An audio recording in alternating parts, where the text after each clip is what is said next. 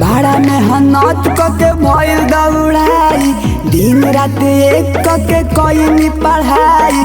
कोल्हू के बैल जैसे भइल बा पेराई, तब काहे बनतानी अतना कसाई। 4 साल ढील द नौकरी धकेलील, गरम बा मिजाज 40 साल वाला फील द।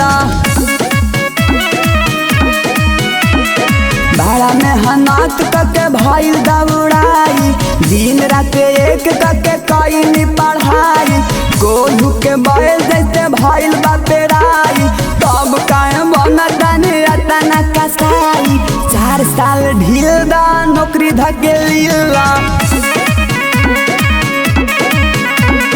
गरम बा मिजाज 40 साल वाला फील द।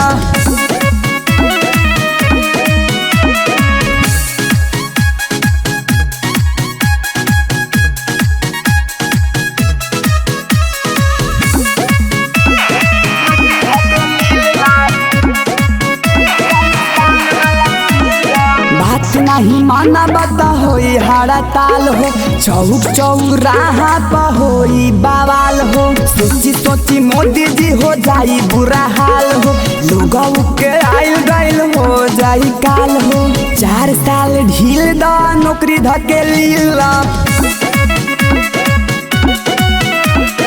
गरम बा मिजाज 40 साल वाला फील द।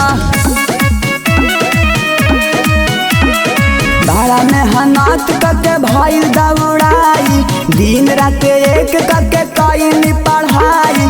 कोल्हू के बैल जैसे भइल बा पेराई, तब काहे बनतानी अतना कसाई। 4 साल ढील द नौकरी धकेलील, गरम बा मिजाज 40 साल वाला फील द।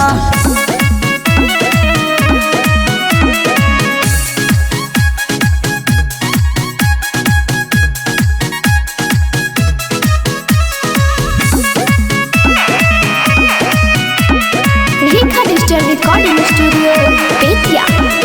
कितना दिनवा ते रहे है जिद हो, आदमी के जब होई रहे उम्मीद हो। कई बेर मंदिर और गईनी मस्ते जिद हो, तब ना बबलुआ के सोच भइल सिद्ध हो। 4 साल ढील द नौकरी धकेलील, गरम बा मिजाज 40 साल वाला फील द। भाड़ा में हनत के भइल दौड़ाई, दिन रात एक के कईनी पढ़ाई। कोल्हू के बैल जैसे भइल बा पेराई, तब काहे बनतानी अतना कसाई। 4 साल ढील द नौकरी धकेलील, गरम बा मिजाज 40 साल वाला फील द।